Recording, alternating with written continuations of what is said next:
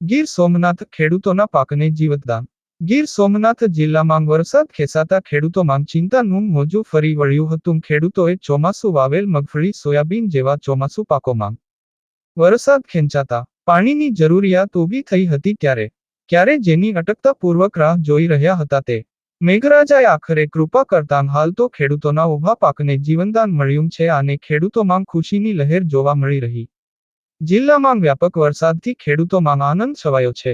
ખેતરોમાં પાણી આવતા ચોમાસા પાકમાં સિઝનની લીલી વનરાજી છવાતા અને પશુઓ માટે વ્યાપક ઘાસચારો પણ ઉપલબ્ધ બનશે.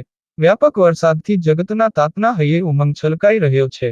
આગામી વર્ષ સારું રહેશે તેવી આશાએ અઢારે આલમમાં પ્રકૃતિની મહેરનો આનંદ છવાયો છે.